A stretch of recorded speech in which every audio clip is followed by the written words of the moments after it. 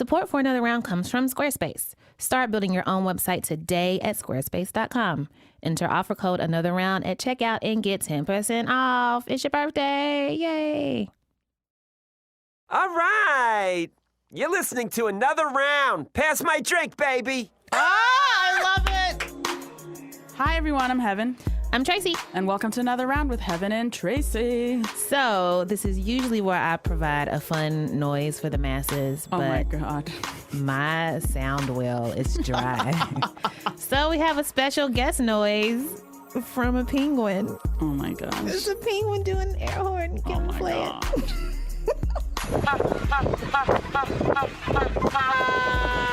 We're out here providing outsourced noises for the top. What are we doing? I love it. Thank you to Erica who sent us this video of a penguin just trumpeting the sounds of penguinness. All right, we have a full show today. What's going on? What's going on? First of all, Stacy's Career Corner is back. She's trying to fix all our lives. Oh my gosh. As usual. We have the return of what had happened was. Oh my gosh. Where Tracy tells us the story of the plant that's trying to kill her. I'm in danger right now. You in danger, girl. I'm in danger, girl. And then we're so excited to have Eugene Mirman and John Roberts from our favorite show, Bob's Burgers, on the show today. That's Gene and Linda Belcher, y'all. And maybe we'll get to talk to Gene and Linda. Oh my gosh. So excited. Let's do it. Let's do it. Let's get into it. Mm-hmm.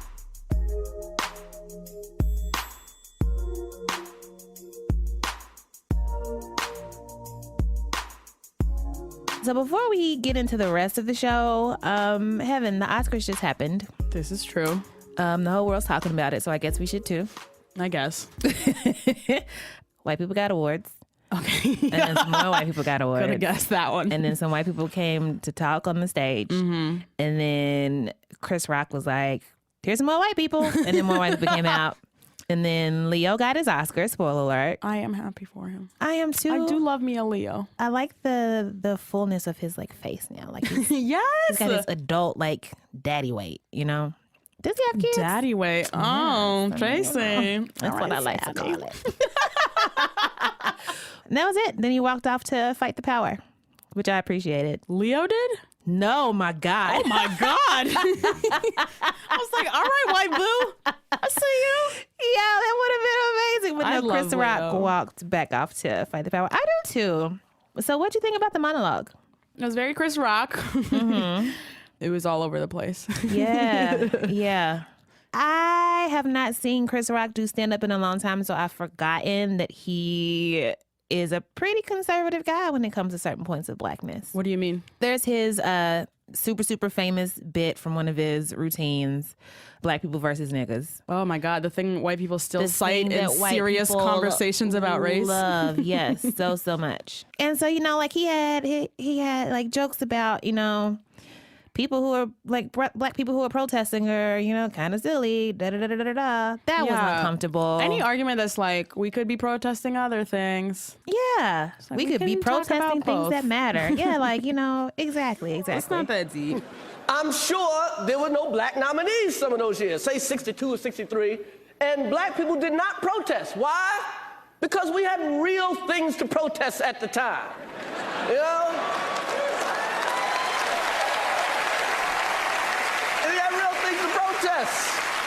You know, we're too busy being raped and lynched to care about who won best cinematographer.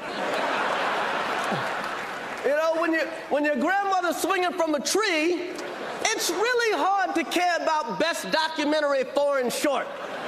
There were lots of moments where he clearly made the audience uncomfortable, which it was beautiful. I loved. And like, I got what he was doing. My favorite hobby.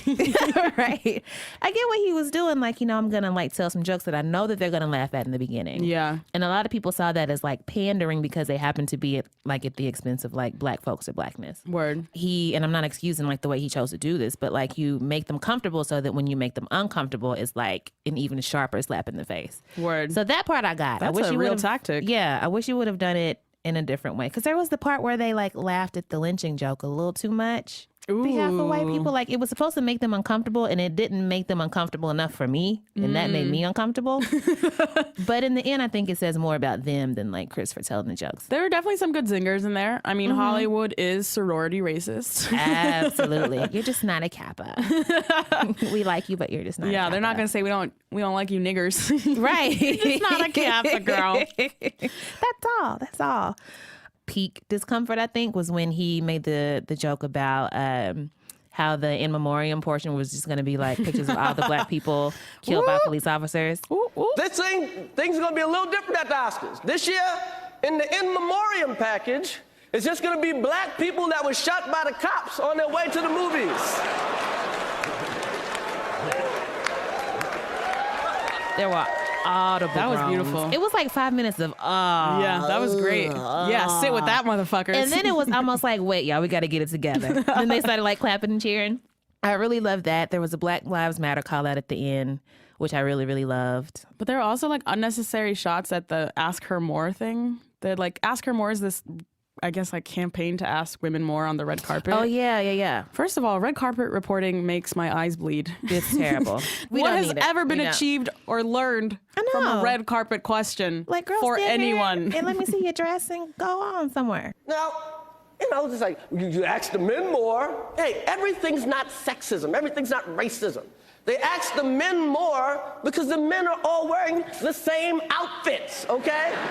Every guy in here is wearing the exact same thing. You know, if George Clooney showed up with a lime green tux on and a swan coming out his ass, somebody would go, "What you wearing, George?" Just even the way that like they have these like mani cams for your manicure and then like a full body gaze up and down. They don't do that Yeah. really. they Yeah, don't they gaze don't. that way at the men. Exactly. So But, that was, yeah. and like, why would you take issue with that campaign? It was just, It just seemed random. It It's like, did. This is the hill you want to die on right now. cool, Chris Rock. And then there was a Stacey Dash moment. What was the which- Stacey Dash moment, Tracy? So Chris Rock is like, we like to welcome like the head of the Oscars diversity department or whatever, and it's Stacey Dash, and she comes out and she's like, it makes me feel so good to do something for my people. Happy Black History Month. And then she walks off. honestly, I guffawed a little. Right, like I get it, but just like seeing her just gave me such a guttural, visceral reaction. Do white people know who Stacey Dash is? No, and that's another thing that I loved about it. Like it was clearly like a joke that like centered like us and the people that we know, you know?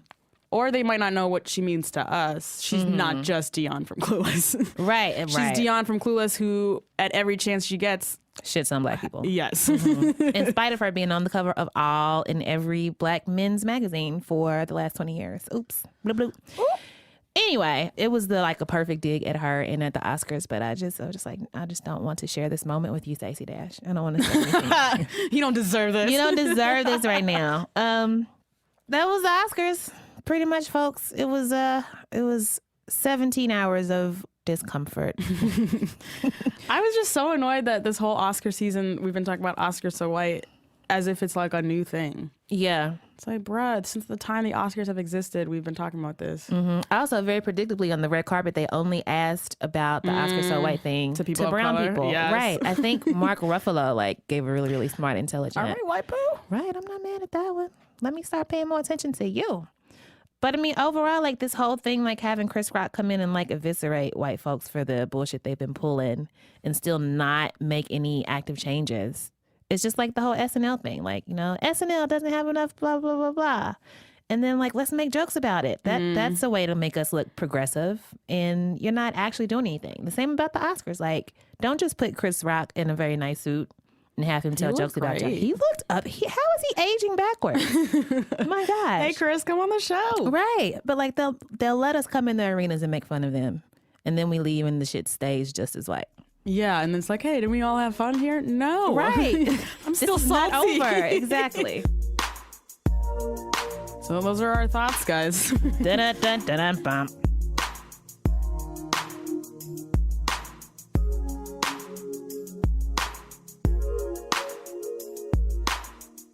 We're very excited to have Stacey Marie Ishmael back on the show for Stacey's Career Corner. By popular demand. By popular demand.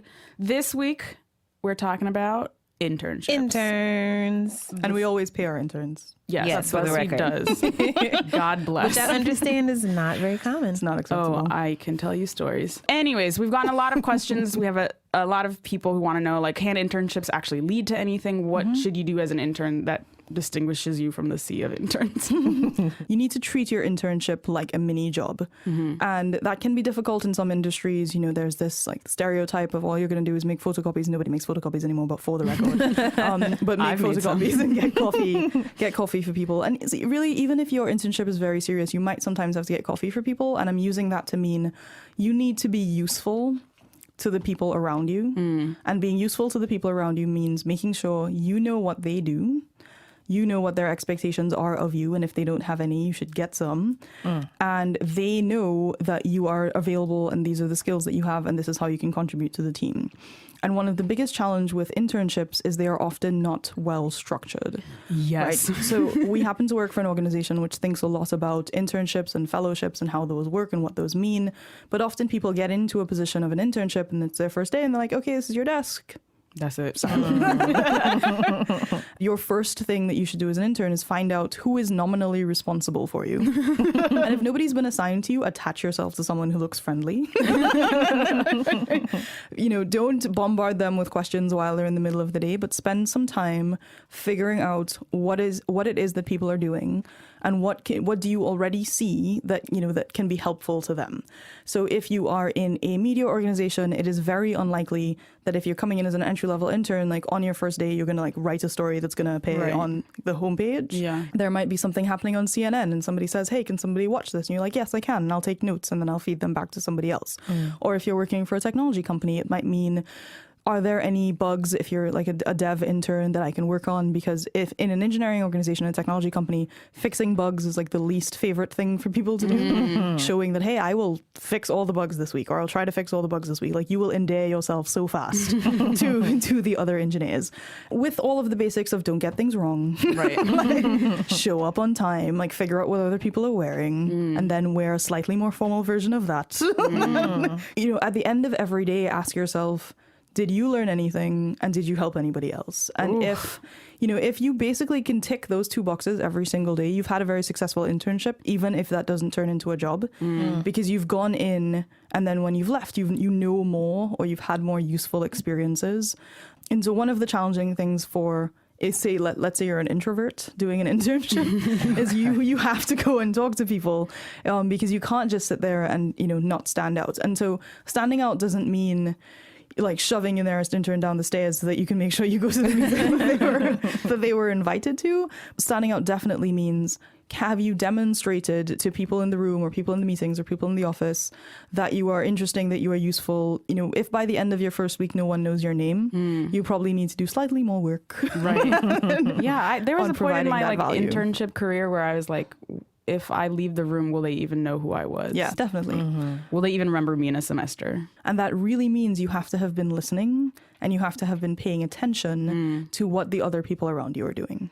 Are there like tactful ways to ask other people who work at that company for like coffee or something to like get to know them better? I definitely think that the worst thing you can say is, hey, can we have coffee? Because it's like, well, why? You know? So coming in and saying, hey, you're one of the editors. I'm really interested in learning more about that process.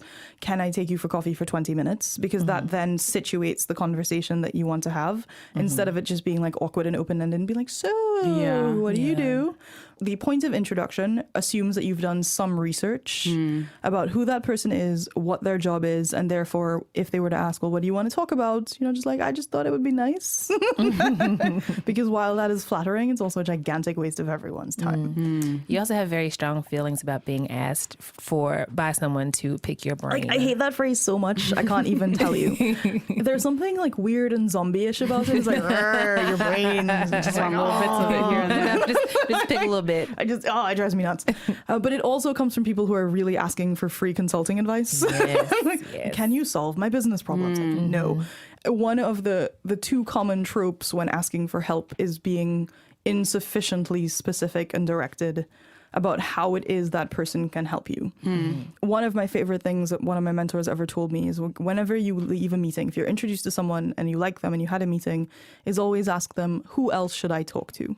And if they are impressed by you, then they may volunteer to make some introductions, or they might just give you some names, but at least you have something else or someone else to talk to at the end of that. So it doesn't just stop with that one conversation. So you mentioned, like, as an intern, don't get things wrong, but that's definitely going to happen. Definitely happen. Yeah. What do you do? The normal response that somebody has to making a mistake is trying to act like it didn't happen. And that is just disastrous because the point of how do you handle getting something wrong is not the fact that you made the mistake, although if you're making repeated mistakes, that's a different conversation. It's how do you deal with the mistake that you made and how do you take responsibility, flag it to the person who needs to know about this and who can help you fix it, and like how did you handle that? You can go cry in the bathroom after because someone will probably have yelled at you.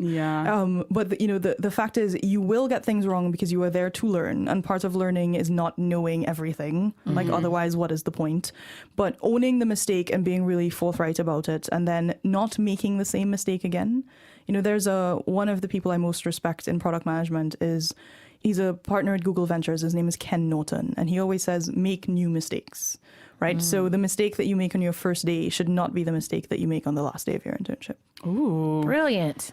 I want to encourage people to like not accept unpaid things. I know that's hard because I had to do that struggle. Horrible structural things that I hold the organizations, that it is the responsibility of the institutions not to sustain an exploitative system.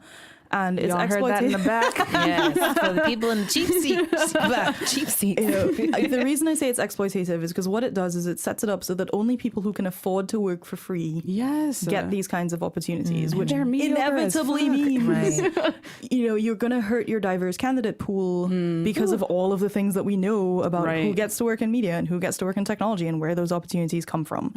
If you can't pay them, there still needs to be some kind of very specific tangible benefits, and at a minimum, buy them food and pay for their transportation costs.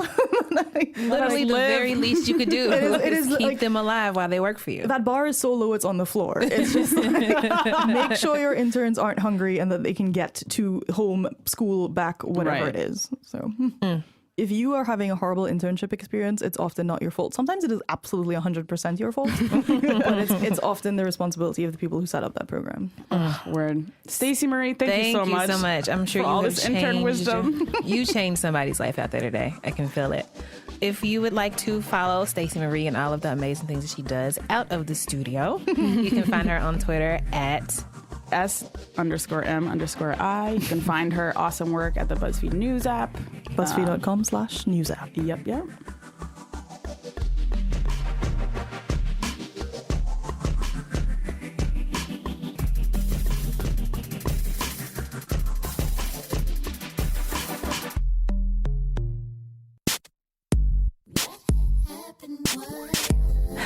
Okay, so today's What Had Happened serves both as an entertaining story and also a bit of a cry for help. If somebody does not see me for a while, for a couple of days, y'all texting me, you can't get in touch with me, my houseplant has probably killed me. Okay, Tracy, walk me through this. Okay, so the story actually starts back in June when I moved into my apartment, right? I had a lovely, very, very lovely orchid named Larry. Larry was a gift from a dear friend. And Larry was great. I would come home every day. Hey, Larry, how you doing? When I left in the morning, hey, Larry, see you later. Have a good day. Blah, blah, blah. And in a month or so, Larry was dead. He has gone off to that greenhouse in the sky. I don't know. I'm not as good with plants as I like to think that I am. Do orchids require particular care? It's kind of hard to kill an orchid. Oh, I didn't know. Yeah. So you fucked up. That's my fault. That's my bad, Larry. My grandmother had a great green thumb, so I'm just like, oh yeah, I can identify several types of plant. I can grow them too. And so my dear friend got me another plant, right? Oh wow, this friend is Yeah, Optimistic. I get a new plant. It's a beautiful like green fern thingy. It's got like huge like waxy looking leaves. Okay. Beautiful, beautiful plant. It is called, I've since learned, a Dieffenbachia plant. Ooh. You know, I've been like struggling to get my little 2 pieces of apartment together. Like I got a couch now. I got a bookshelf and a coffee table and a side table. So I'm like, this needs to feel more like a home. I don't have a TV yet, but I can get a plant. Nothing says home like a plant, right? So his name is Giovanni. Okay. GG for short. All right. And you know what? From the start, something was a little off about our friendship, right? We just didn't talk as much as me and Larry did. But you know what? Just got him. New home. Yeah, He's still sure. filling it out. We just met, you know. Couple days in, I'm like, oh snap, I don't know how to care for this plant, and it didn't have like the little sticker thing with the name on it. So I text my friend, I'm like, hey, I don't know how to take care of this plant. What's it called? And so he sends me a link explaining how to care for your Dieffenbachia, which is also known as a dumb cane, right? What? I'm going to explain this later. So I'm scrolling through the page. Oh man, light and temperature. Yeah, watering and feeding, sure. Top shoots. I don't know what those are. Cuttings, pests and problems, blah, blah, blah, blah. And then at the bottom it says, warning, Dieffenbachia poisonous. I say, excuse me? And so I'm reading about this plant and it can like kill me. What do you mean? It's poisonous. I'm just going to read this from the website. It's true. Dieffenbachia leaves and stems are poisonous if eaten. It has been said 1 bite paralyzes your voice. Oh my God. 2 paralyzes you. 3, you're dead. It's fatal. What? What? Wait, And but so- you're not planning on eating it. Okay, that's exactly what I said. I'm like, as long as I don't fry it up with some collard greens or whatever, I'm going to be okay. You're not even supposed to touch this plant without gloves because the sap from the leaves and the stem can like cause like a painful rash on any part of your body that it touches. Oh my gosh. Ridiculous. It says, do not put your plant in locations where pets and children may come in contact Oh my with gosh. them. Do not allow an animal, cats love them, to chew on the plant leaves. Yo, plants Oh my or God. cats really like this plant. Like, nom, nom, nom, nom, nom. And then your cat's dead. Like this is a murderous plant, okay? This Okay. plant is a killer. Avoid getting any of the sap in your eyes or mouth and wear Jeez. gloves when you handle the plant. Then I found out that this little bastard can grow to be 4 to 5 feet tall. And it's just chilling in my home? Are you kidding me? And then after I read this, I look at the leaves a little bit. Guess what I saw? What? Little bitty droplets of sap all over it. So the plant hates me, which is Okay. why we never got along. Wait. How do you know it hates you? If it liked me, it would have been like, oh, let me chill on this poisonous sap production and keep it to myself. Okay. There is a movie that is literally like one of the top 3 best movies ever made. It's called Little Shop of Horrors. I don't know if you've seen it. Heaven is so good. So it's a musical about a big murderous plant from outer space that wants to take over the world. Stop. Stars Rick Moranis, who I love, by the way. Shout out to Rick Moranis. But the plant's name is Audrey 2. Audrey 2 kills and eats everybody and takes over the world. So Gigi's new name is Audrey 3 because I'm pretty sure that that's what's happening. So in conclusion, if anything happens to me, y'all, the plant did it. Wait. What is the cane situation? Oh, it's called the dumb cane because like it has like really, really big, thick stalks, like cane-sized stalks. Dumb is a reference to the paralyzing that can Oh happen. my God. Right? Its nickname is after like all the horrible damage that it will do to you.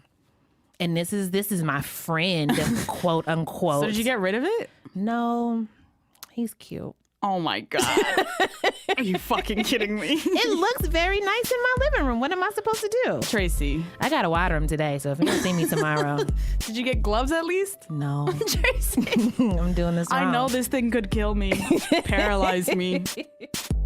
I'm gonna try to love this thing because I know what it's like when you are hard to love and don't nobody want to take a chance on you. But do you I'ma try to take a kill chance. people? I mean, depends on who you ask. Do you know what my favorite quote about murder is? Oh my gosh. So many to choose from, Heaven. What's your favorite? I've never killed anyone, it's true, but for lack of time and courage, not for lack of desire. That's me. That's so accurate. That's beautiful. Eduardo Galeano.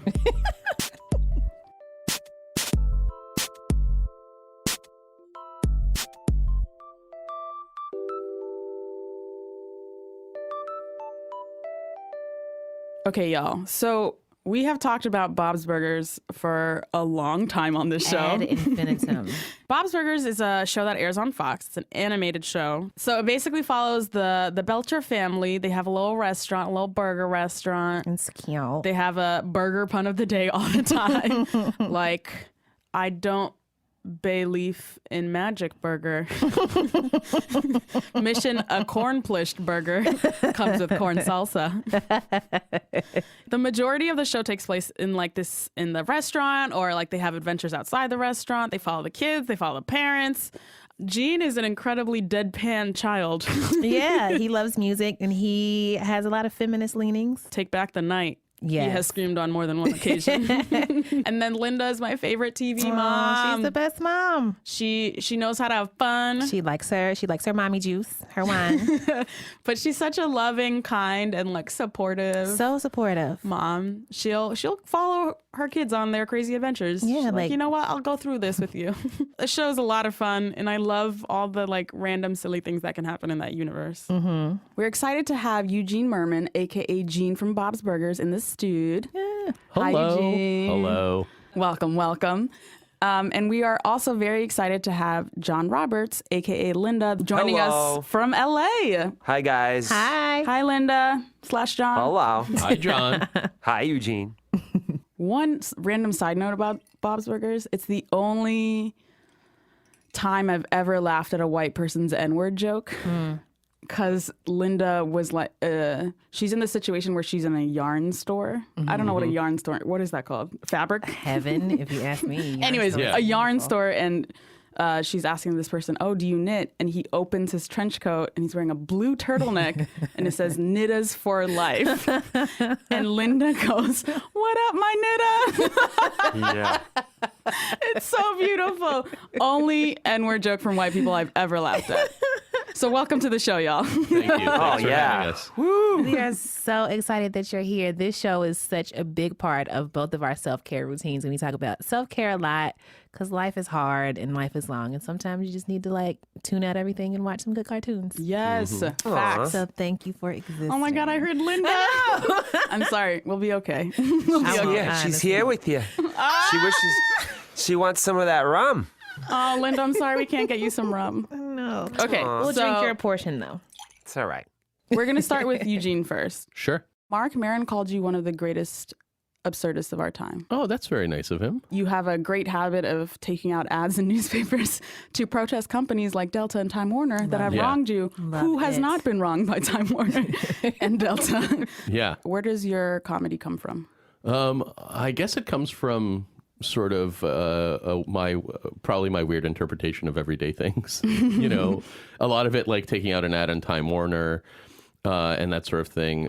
You know, it's stuff that I think happens to everybody, and then I become obsessively angry and then think of a funny way to maybe deal with it. Because I saw that and I was like, oh my God, I'm a petty person. I didn't know we could raise the petty to these levels. Yeah, but then you get to perform it, and you know, for me, like Yeah. it's a break-even proposition. I love that.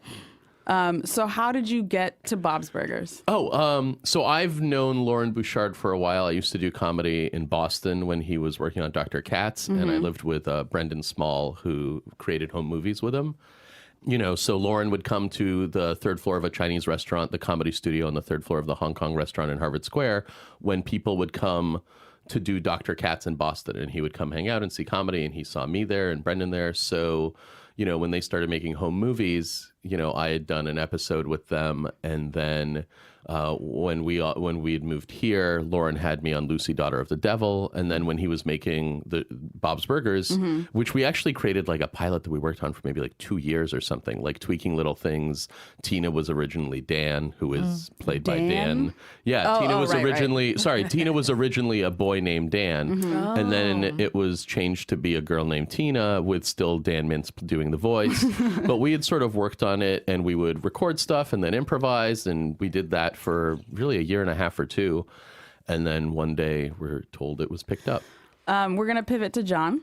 I am obsessed, absolutely obsessed with Linda. Like, Linda is who I want to be both now and also once I have kids one day.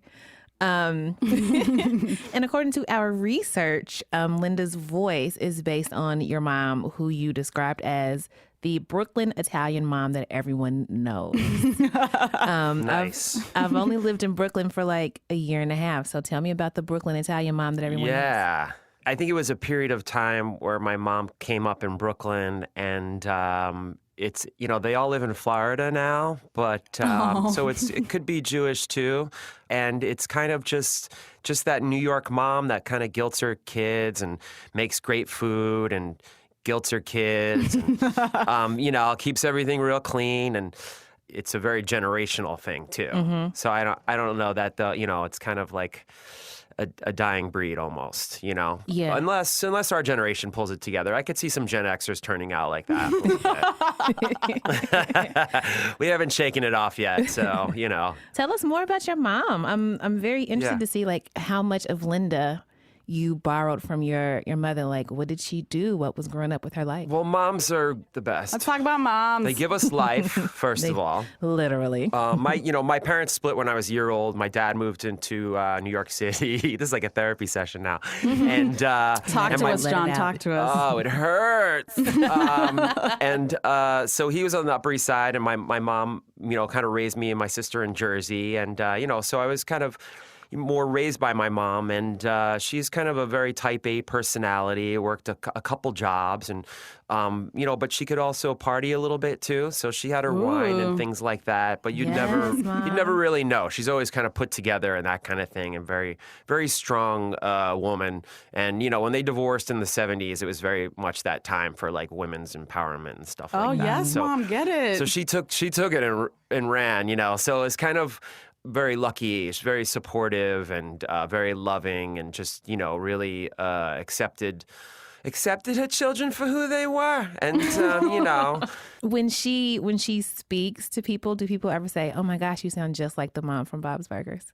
Well, no, she'll tell them. So no, she'll usually really tone it down when like we did an interview it was like an early morning thing on Good Day New York a long time ago, and people watch that and they're like, wow, you say you base your character on your mother, and she was nothing like that, but you get a couple Baileys in her, and get her around the Christmas tree, and she lights up. She lights right up.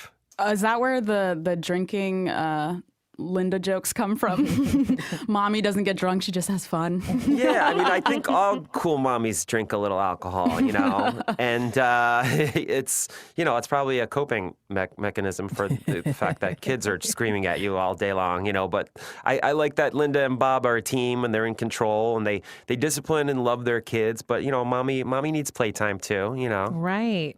Eugene, I guess since your actual voice is basically the voice of your character in the show, when you're just like trying to do regular stuff and like live your life, like order a pizza or like call somebody to like make an appointment, do people ever like recognize you by your voice? Occasionally. I've had occasionally people go like, this is a weird question, but you sound exactly like the cartoon. And I'm like, it's because it's me. And the amount also that in your real life people just don't think you're going to be in front of them. Yeah. It's sort of funny when you're like, yeah, it's me. Like I'm in Syracuse right now. And they're like, why? Why are you here?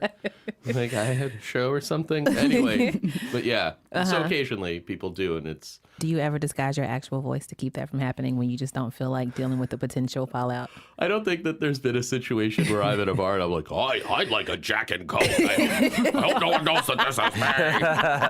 But thank you for thinking that I have to go through life pretending to not be Gene for Bob's Burgers, because it's overwhelming. Heavy is the head that wears the crown. Are there crown. things you've discovered about your voice or the way you speak by just doing the show?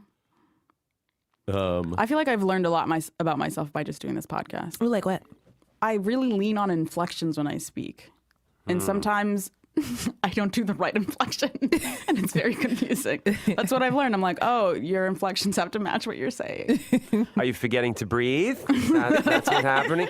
Maybe a nice vocal class would be good for you. And take a Yes. singing class. I would. Ooh. I think I think similar to inflections. I'm like, oh, I talk a little sillier than I thought. Like I hear myself as like, ha ha ha, and it's more like meh meh meh. It's like, okay, I didn't know that, but good to know. John, what were you doing right before Bob's Burgers? I was homeless. No, I was doing like mostly stand-up comedy and sketch comedy. And I wrote a pilot with Bob Odenkirk for MTV that was very close to getting picked up, but it did not. I DJ'd in New York City and Oh my God, what was your DJ name? Oh, good question. Good question. DJ John Roberts. Supreme pretty Court boring. Justice John Roberts in the building. But I love that when they play those. That's That's good. very You New do a York. good air horn. Very. Then it'd be New like, York. you know that song? No. No, you don't know that song. It's really gross. I know all the oon stuff though. A lot of waiting tables, a lot of struggle, a lot of shit sandwiches along the way. But always, I made music. I was in a band, Opti Grab, and we played with Blondie and Scissor Sisters and Go-Go Bordello and Toilet Boys and very downtown, Bowery Ballroom and Mercury Lounge. Just a creative kind of Gen Xer. We really took our time, the Gen Xers. So it's like, I took 10 years just riding around the East Village on a bicycle with a banana seat. That felt good for me. Like millennials are right into their careers and stuff. So it's kind of, I'm kind of slow and steady wins the race, but thank God it landed, on Bob's because, it's definitely a great job to have. So.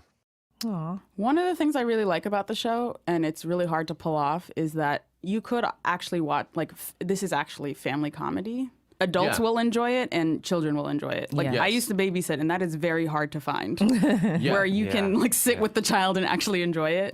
I talk to a lot of people, who are like families who are like, this is a thing I can watch. It's like barely risque. Or it's a kind of risque that you're like, well, that's in the world anyway. Yeah. Exactly. Or it's the kind of risque that kids just don't get, and that's fine. Yeah. Yeah. When y'all were little, did you ever was this ever a dream that you had? Did you ever think that you would possibly be a voice actor doing cartoons, John? I actually did not. I always wanted to act. It's a really hard world to get into.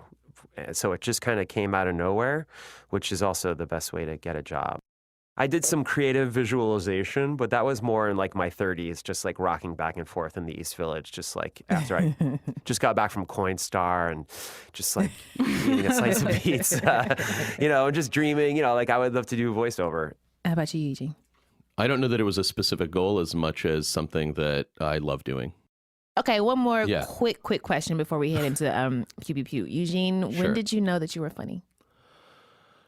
I think at some point in high school, I realized that I wasn't the most awkward, saddest child. I was just very funny, and that people didn't fully yet understand. So somewhere around 17 or 18 is probably when I was like, oh, I think it might be funny. Like I think what I was thinking was like depressing and weird is actually humor. That is so real. Yeah. It's so real. So then I started to pursue comedy. I wish I had that realization earlier. When did you have yours happen? Yeah. All my depressing thoughts were Jokes. depressing thoughts, but Oh. then I learned jokes. Yeah. jokes can be made of them, and in fact, they are jokes. Yeah. But when did you learn? Do you remember? Like last year, maybe. Oh, okay. So if you're 19 now, then it's about the same time. Yeah. I'm 4. So you beat me by decades. John, what about you?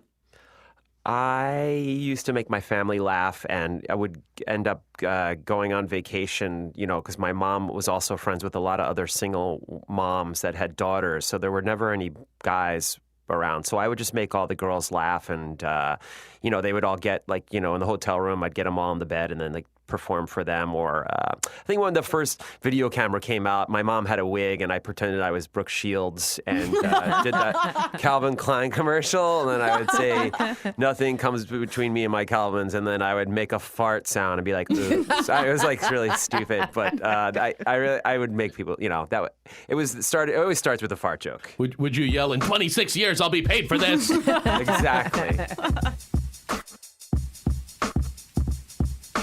We're going to take a short break, but before we do, let's hear an exclusive. We got an exclusive clip from the next episode of Bob's Burgers. In this episode, the Belcher family decides to buy a new couch. What do we have to look forward to in this one? Well, Wanda Sykes is in it, and she's amazing. So just the fact that we Wanda got to work Sykes. with Wanda Sykes was awesome. Yeah. And also Jordan Peele. Dope. Everything in the Belchers own, they're always kind of emotionally attached to it. So there's definitely some emotional attachment to this couch, is what I'll say. But Eugene, any other? I think that there's a desire to get a new couch, but a love of the old couch. Let's listen to a clip. And when we return, we'll get to know Gene and Linda Belcher a little bit. Yay! Hi, Gene. Hi, Linda. Oh, my gosh.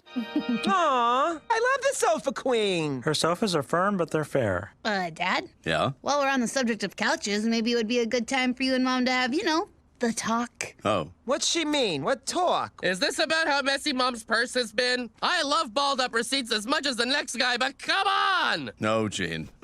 Lynn, you really love the sofa queen, right? Maybe we should go to her store sometime. Oh, fun. That would be fun. And, Dad? And while we're there, maybe we could get a new couch. What? No, Bobby, no. I love our couch. It's family. No, absolutely not. No. We're family, and we're sitting on the floor. The couch smells really bad, Lynn. It smells like memories. Memory musk. It smells like if all the food we spilled on it had a war with all the butts that sat on it.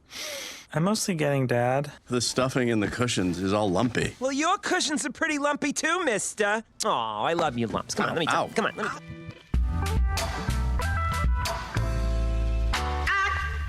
Support for another round comes from Squarespace. With Squarespace, sites look professionally designed regardless of your skill level. They take the guesswork out of the complicated stuff. Which brings us to a little thing we like to call the code name drinking game.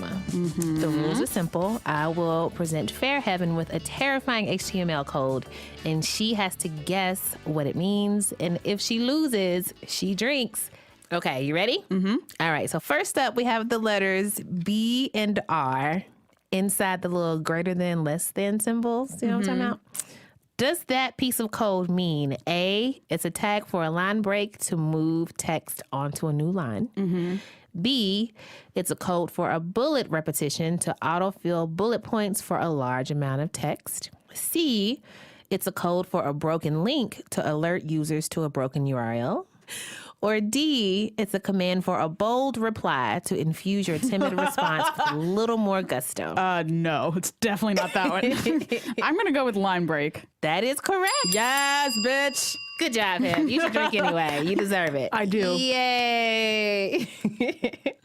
Start your free trial today at squarespace.com. The site is intuitive and the tools are easy to use and there's no coding required. And if you sign up for a year, you get a completely free domain. When you sign up, make sure to use the offer code Another Round and get 10% off your first purchase. Squarespace.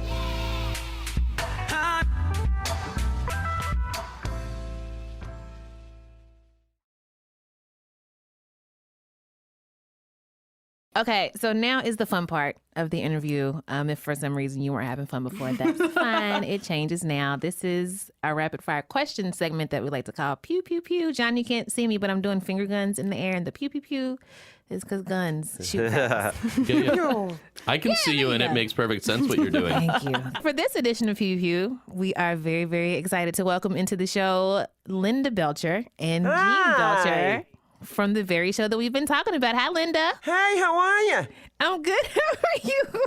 I'm good. Gene, how you doing today? Hi. I'm not going to be able to. Hi, Gene. There's my Jeannie. Hi, Mom. Hi, Mother. Hi. I don't know if I can make it through this. I can't wait till you let me try Prosecco. None for you. It's all for Mommy. Maybe when I'm 14. Yeah. As soon as we stop breastfeeding. Right. We're gonna make it, Tracy. Where's the Cambenzola? Okay, hold on. I can do it. We're Okay. gonna make it. We're gonna make it. You have questions? We do have questions. So many questions. Okay, so Gene, Yeah. I assume that when you grow up, you want to be a musician. Is that correct? I don't want to limit it to something like that. I think entertainer is more accurate. But yeah, would I be some sort of musical comedy kind of fun house? Yes. Okay. An impresario.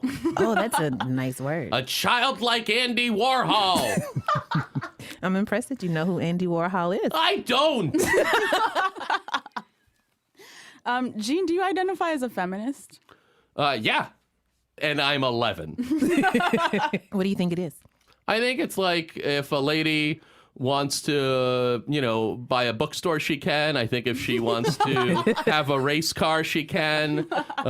She can be a doctor or, own all the spaghetti.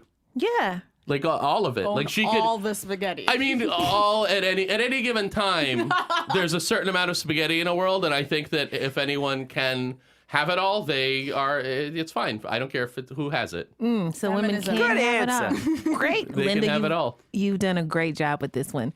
So Linda, you. we're so curious about your relationship and your marriage. How do you keep things spicy? Because you've been married for a while, right? Yeah. I have a side piece. Oh, really? Yeah. Exclusive. Yeah. Tell us about this side piece. Well, I think you might know who he is. Is it Mr. Fish Odor? Nah. Oh, good. I was worried for a second. Oh, another one. Name someone else. Is it Teddy? No. Maybe. No, it's not Teddy. It's not Teddy. It's not Teddy. Yeah. It's anyone but Teddy. It's not Teddy. It definitely is not Teddy. It's definitely not Teddy. Ugh, disgusting. Ugh, Teddy. Hey, Teddy's not that bad. Ugh, He seems like a good guy. ugh. What are we talking about? Nothing at all. Oh, I forgot that your son is here. We shouldn't have Yeah. this. We shouldn't have this conversation Yeah. right now. What's a There's side an piece? 11-year-old here, and he wants Next to know what a side piece is. It's like when you order a 3-piece of chicken, but they give you an extra piece on the side. Oh my God. No, Bobby keeps it spicy. Does Keeps he? it spicy. Yeah. I feel like you guys are my relationship goals, personally. And if I get a Stalker. relationship once, I thought I was being sweet. That's fine. So my question, in spite, what celebrity would you grant your spouse a pass for? Oh. And who would you want Bob to grant you a pass for? Well, Bobby's always been a real big Sally Fields fan. Didn't see that one coming. And for me, Tom Selleck. That one I saw coming. Yeah. That's a nice mustache. I was going to be mad if she didn't say something. Or Madeline Albright for Bobby. Why can Dad only hook up with people who are frail? All right. Okay, Gene, I have a question for you. Sure. When your mommy has her special mommy juice, Uh-huh. how would you describe her? What is she like when she has her special juice? I would say that her love goes from I love you 1 to I love you 1.4. And it's super fun. And also, a lot of the rules that we have that are like, you can't do that. It's more like, yeah, okay. So I love it. I love it. I can't tell. That's right. When I drink, I love my kids just a little bit more. Aw, this is Yep. beautiful. This is beautiful. Yep. Yep. Linda, what annoys you the most about your kids? Good question. Well, nothing. When Mom drinks, I can borrow more money. Ooh. That's All right, Gene's farts. Gene's farts. Ah, Just kidding, baby. They're like sweet candy. yeah. To my nose. Carrot cake. They're like nose candy. Yep. They smell like candy. mommies. Yep. They smell just like mommies. Okay. Like eggs. Hey. Fresh farm Candy organic corn. eggs. Oh, I don't know which is worse. Candy Okay. corn or eggs? Yeah. They're both farts. Who is your biggest musical influence? Oh, it's hard to say. I guess Roger. Mommy. Some combination of Hamilton the musical and Roger Daltrey. All right. And whoever the Edge is. I love Julio Iglesias. Yes. Pat Benatar. And Madonna. So, Linda, you like to sing too, we've noticed. Yes, I do. What do you got? Me. Feel a song coming on. Do you follow that? Okay, so here's the thing. We could use a new theme song. Would you like to? Should we make one up? Yeah. I also like to sing very randomly on the fly. So maybe we can sing a song together about the show. I mean, yeah. Okay, so I'll start and you just chime in when you get ready. Okay? Here we go. Okay. Hanging out with friends, drinking a little bit of drink. I think I'll have another round. 'Cause my Bobby, he stinks. Oh my. Why does Gene smell that way? We don't know. I smell fine and I want some snacks. Let's pull up to the bar and get another round and interview some people. Put it on a podcast. Another round. I love this. My heart is glowing. Let's get dim sum. How are you not signed to a record label yet? It's a travesty that you are not. I know. On that beautiful note, we are so happy you all stopped by the studio, joined us from LA. Thank you guys so much for entertaining all our questions. This was beautiful. Thank you. Another round. Thank you very much for having us. Are you guys on social media? Can people follow you on Twitter and the Instagrams and the snappity chats and stuff? Yeah. Eugene, where can people find you? Just at eugenemirman.com. No, not .com. Anyway, you get it. And same thing, I think, on Instagram. Cool. John? I'm John Roberts Fun on Twitter and Instagram. My Instagram's not really for kids. Let me join Twitter, right I try away. to keep it clean. Yeah, there's a lot of bulges and shit. It's just, Where's my it's phone? just largely photographs of models Excuse and me. people from the 80s, right, John? Yeah, no, actually it's more than that. It's fun. We have a good time. Okay. We do. All right, y'all. Thank you so much. Thank you so much. Thank you guys. Tracy, Wit. it's time to buy some rounds. What are you playing around for? I'm really excited for today's round. I am buying a round for projectors. Ooh. I recently bought a projector. If you watch as much TV as I do, like you invest in something like this. Right. Oprah taught me so if you're shopping and you buy like pants that are $50, you should wear it 50 times in a year to make it cost effective. Right. So if I buy pants that are $500, I have to wear them 500 times in a year? Well, that's physically impossible. But I mean, Fair. it can be still like Yeah. $250 times a year, and then it's like $2 every day. Okay. Either way, you have to be able to live with that number of how many times you'd have to wear it, Right. and how many times, or like how much it costs every day. I'm into that. So I was like, all right, I watch a lot of TV. It's definitely going to be cost effective, and I never leave my room. So might as well make it a great experience. So I got a big ass projector. It like projects onto the wall right in front of my bed. So I'm just lounging. I'm chilling.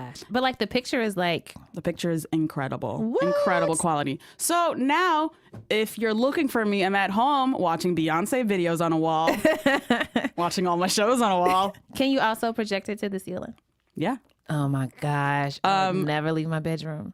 Yes, exactly. What I'm saying is I have the ultimate Netflix and chill situation. Ooh. Ultimate. I know people like Netflix because it's like a solitary TV experience, but I'm trying to bring back the communal TV experience. Ooh. And I invite people over, got enough space, about to buy a couch to put in my room. What? Yeah, You got a big ass room. You got room for a couch. I do. That's amazing. I'm feeling a bit luxurious right now, I'm not going to lie. Oh, man. But yeah, I really enjoy watching TV with friends. Aww. I'm trying to get this Good Wife Club popping, but now they want to I'm fucking end the in. show. Oh. That's fucking rude. Wait, forever? It's the last season. They announced this during the Super Bowl in an offhand commercial. So fucking rude. We'll get back to that later, guys. But the point is, in the same way that people have book clubs, I'm trying to have TV clubs. I'm in. I'm into it. Everyone's welcome to my house. TV party at Heaven. Yay! Woo, Buy I a called the projector. couch. Are they expensive? Yeah. Ooh, But they have cheaper ones, but like obviously the quality decreases, but it's totally doable if you want just like a small one. Nice. One quick side note. Do you recall my round 4 braids at the beginning of Black History Month? I definitely I do. forgot a very crucial detail about braids. You know what that is? What is that? The best thing about braids is the hair flip. Ooh. I forgot the hair flip. Listen, you know I'm a dramatic person. Yeah, I mean, it's a great exclamation point to anything, literally. So hair flip is it's a state of mind, not just an action. You don't need long hair to hair flip, but braids really, really do accentuate a point. Yeah, having actual can hair to just- flip really it Yeah. enhances the whole thing. But yeah, that's it. I just wanted to make sure everyone understood. Yeah, hair flips are important. I have a round. Who are you buying around for, Tracy? I'm buying a round for friends. Oh, not the love- TV show. No, Jesus. so yeah, man, friends have been great, and I think it's something that.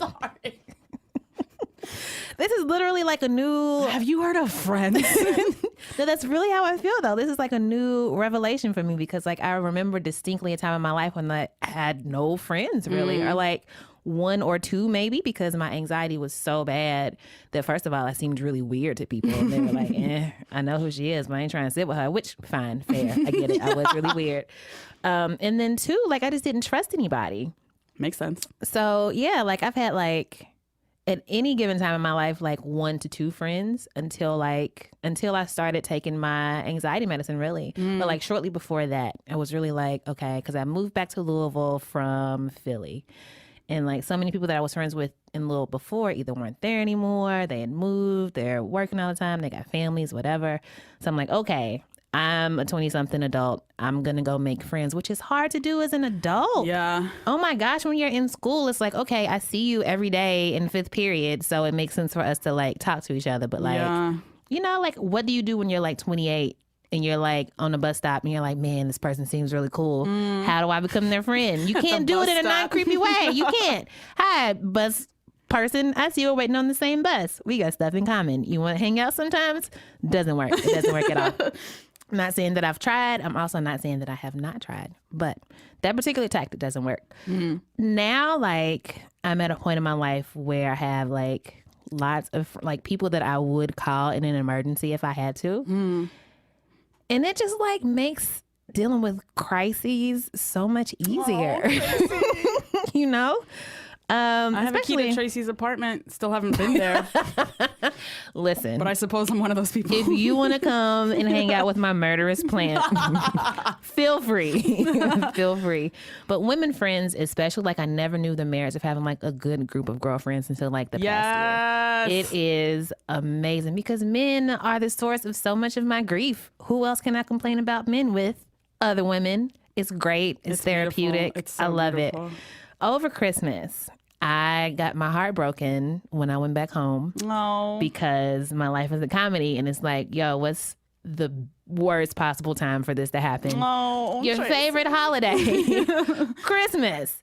And it was weird because I usually deal with like traumatic things and like just like really sadness and sorrow alone because I don't want to be like a bother to anybody else. Oh, Tracy. And that I end up like just like smiling during the day and then going home and like crying, which is, you know, not the funnest thing. But this time I was like, I'm going to call some fucking friends and I'm going to let people know that I'm sad and that I'm hurting. Good. Because I don't want to just like sit here and hurt by myself so it doesn't have any place to go. This is the first time that I've ever like cried to my mom about a boy. Ever. I'm 33 years old. It's been rough, but like I'm good. And I'm good because of my friends. There was this one night when I was putting together a bunch of IKEA furniture to make my house look like a home. And it was just a struggle day. Like I woke up in tears and I was just like crying all day. And I was like, the last thing I need to do is just sit here by myself and stew. So even though I was in like the grodiest sweats I had, and like my eyes were all puffy, I sent out an emergency email to 4 of my really, really good friends here. And I was like, y'all, I'm having boy problems. I'm having issues. I got a bunch of IKEA furniture. If you come over, I'll give you, like, I'll supply the wine and the pizza, whatever. And they were just like, we're on our way. And I was like, oh my gosh. Girl this is squad so assemble. beautiful. I know. And like, even like dude friends have been okay about it, you know? Like there's Surprise. the damn prize. One of my good friends at home, he would like check in and be like, hey, you know, how's it going? And usually I'm like, oh, I'm fine. But like I allowed myself to say, it feels like there's a knife in my heart and somebody's twisting it over and over again. But aside from that, I feel good, you know? And it felt really, really nice to have like all these outlets to like deal with things. I'm still dealing with it, but like I'm standing up, which is a huge victory for me. So, Tracy, I'm so proud of you. Thank you. I see Shout you. out to friends. I see you. Aw. This reminds me of one of my favorite vines from this kid. The account is under his mom, Harmony Smith. But this is the song Oh, I know this account. of adult friendship. Hold on. My fave. Hey, I think you're really cool. I like you a lot. Maybe we can hang out or something.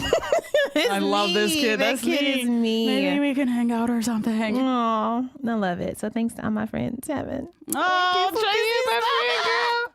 You bring so much joy to other people's lives, so I'm glad other people can do the same for you. Oh my God, I might cry. Hey, I think you're really cool. I like you a lot. Maybe we can hang out or something. Oh, All right, shout out to friendship. friends. Shout out to y'all. You're amazing. Thank you to Eugene and John and Jean and Linda. This was so freaking fun. And thank you to Stacey Marie, our in-house career/life improver expert extraordinaire. Shout out to the Pod Squad. This podcast was produced by Eleanor Kagan with editorial oversight from Jenna Weiss Berman, who we have not seen in a really long time because she's been on vacation. She was on her honeymoon. Let her live. All right, fine. Hope you had fun. We missed you, Mom. With production help from Julia Furlan and Meg Kramer. Thank you to Paul at Ruest Studios. Nope. What? Paul, you own the studio now. This is now Ruest Studios.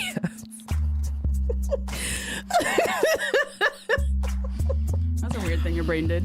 Yeah, I'm telling you, today's a weird day. Thank you to Paul Ruest at Argo Studios. Thank you to our in-house musicians, Miss Jean Gray and Don Will. You can follow Jean Gray at Jean Greasy on Twitter, and you can follow Don Will at DONWILL. Thank you to Optimus Prime. Thank you, Tracy, for being my friend. You can find Tracy at Brokey McClaverty. You can also find me crying on a train somewhere, probably. And you can find Heben on the Twitters as well, at Heben Rants. Heben like the place up above, rants like things that white men do. We need to describe white men as ranting much more often than we do. Absolutely. They be ranting. Also, follow us on Snapchat. I realize that we mentioned Snapchat, but I don't think we gave our Snapchat names or whatever. Oh, yeah. Mine's the same. I'm too lazy to come up with different things. It's still Heben Rants, y'all. Mine is Tracy.face. No, Trace Face. Tracy Face. Honestly, I find that I'm kind of boring on Snapchat. I had this one really great chicken story that y'all missed out on. I find it hard to believe you're boring anywhere, including it. on the newsletter. Look at that segue. That was beautiful. If you have not, for some reason, subscribed to the newsletter yet, go to BuzzFeed.com/anotherround/newsletter to sign up. You can find behind-the-scenes stuff that we're reading and things that we like, and random vines and clips stuff that didn't make it into the show. Also, check out our other sister podcasts at BuzzFeed, The Tell Show and Internet Explorer. Fun times all around. And you can hit us on the buzz. Hit us on the buzz. Hit us on the buzz. Hit us on the buzz. On the motherfucking buzz. That was beautiful. That was weird. Why did I make it so whispery? You can find us on Twitter and Facebook at Another Round. You can also email us at anotherround@buzzfeed.com. Rate us on iTunes. Tell a friend. Yes. Tell a friend's friend. Drink some water. Take your meds. Call your mom. Yep. Ooh. Buy some good running shoes, y'all. Oh my God, yes. My life has been changed. I'm going to start working out more. And I was like, I need decent shoes. And so I went to a store and actually asked the man for a good recommendation. So the shoes, if you are curious, are Nike. They are Glide, maybe? Nike Lunar Glide shoes. I like them. I don't know. I'm not being paid to say this. I just enjoy the shoe. Wonderful. Get so you some cute. shoes. Bye, y'all. Till next time.